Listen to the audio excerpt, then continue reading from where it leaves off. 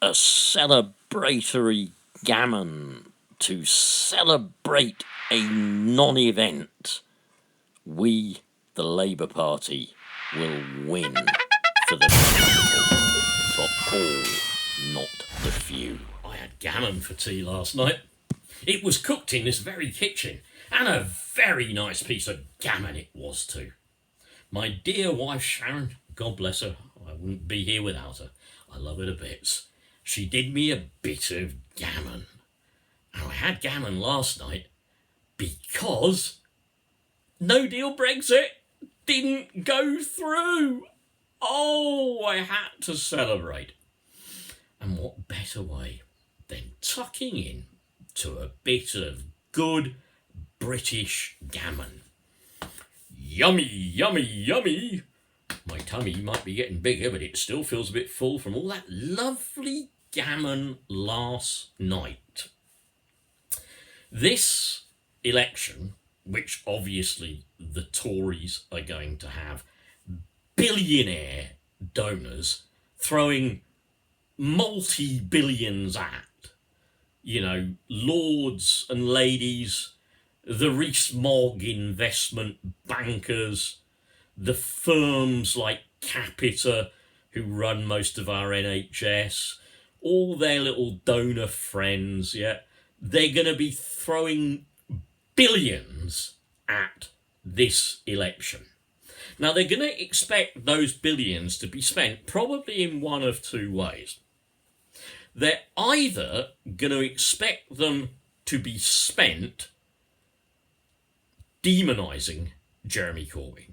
They've already tried to make him, if you think of elections and leaders as products, if you think of selling a product, we're trying to sell Labour and our policies, and they're trying to sell Bozo the clown, the killer clown, and his policies, Well, think of it like that, So what those billionaires are going to expect the Tories to be doing constantly, and their main agents in carrying out this task will be the BBC, the Taglicious Hire, the Daily Excess, the Scum, and most other right-wing, absolutely appalling, filthy chip rags, and obviously Sky TV and most of the stuff that you'll see on the television in general, particularly on all the BBC channels and to some extent on ITV channels as well. They're going to get this massive thing to further demonise Corbyn. That's one thing I promise those billionaires will be expecting the money to be spent on. And people will swallow it. People will. They do. They come up to us in the streets even now and go, do you know, I'd like to vote for Jeremy Corbyn, but since he supported the IRA, I'm afraid I can't. I can't vote for a man who supported the IRA. It's hopeless.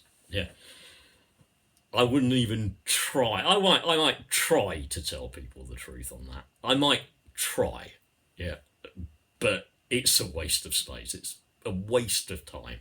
The media has become so effective. It's done the Tories' job for them so well. It's made this man, this good, honest, decent man, this socialist man who has a great future that we know in Labour we can deliver for everybody in this country, not just for the toff billionaires, not for the ones that run the 0 hours contracts, not for Amazon who have workers giving birth at their place of work, not for companies that won't even allow you to take a toilet break, not for companies where employees have to urinate in bottles or wear nappies on production lines because they're not allowed to take a toilet break. No.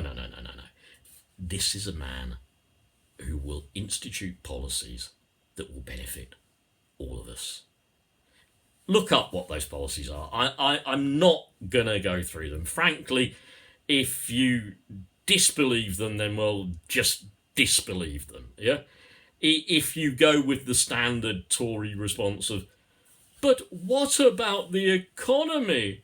I know that 130,000 disabled and sick people have effectively been killed or they have lost their lives as the price of austerity. We know that. But what about the economy? What would have happened to our standing in the world, to our credit rating, had we not taken these austerity measures? We would be like X country or Y country, and we have proof that socialism doesn't work. We'd be a communist country. Workers would be going on strike. It would be like the 1970s. When a person could afford to go to work, could afford to feed their family, could have some entertainment, probably owned a car, and actually had a reasonably secure job. Would it be like that? Yep. Oh, no. That was when all the strikes happened and the unions were so powerful. These communist unions used to run the business. Wildcat strikes. Do you want that again? Power cuts. Do you want that again? Do you want not being able to bury the dead under socialism? That's what they're going to work on, isn't it? Yeah? They're going to do their own little fear manifesto. Look, obviously, vote Labour. Get in your trade unions as well. Get in, stay in, speak at your union meetings, put forwards Labour's case. Put forwards a better world is possible. If you're on a 0 hours contract in particular, I know, and you know, you should know anyway, released fairly soon or even today, is Ken Loach's film, Sorry We Missed You. Now I know, at least in Yarmouth and Norfolk, it hasn't really kind of hit any major cinemas. I think it might be regarded by them as a bit sort of, I don't know, just too off beam perhaps, yeah? But watch the trailer, even the trailer, based on a real story. A 0 hours contract worker, a real person with diabetes like me, who worked as a courier, a delivery driver. He took time off to see his doctor about adjusting his treatment for the diabetes, yeah?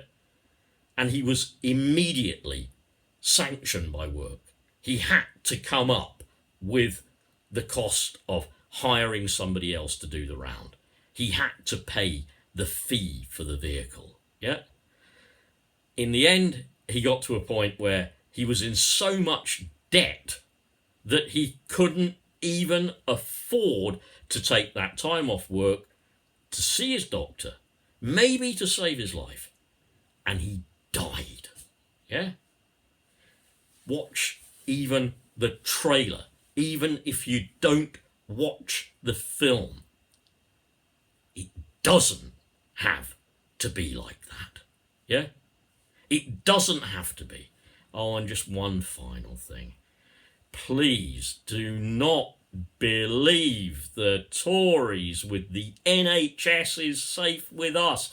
Stuff is leaking like a sieve, showing their plans to privatise it. Doctors know that. Healthcare professionals tell you that.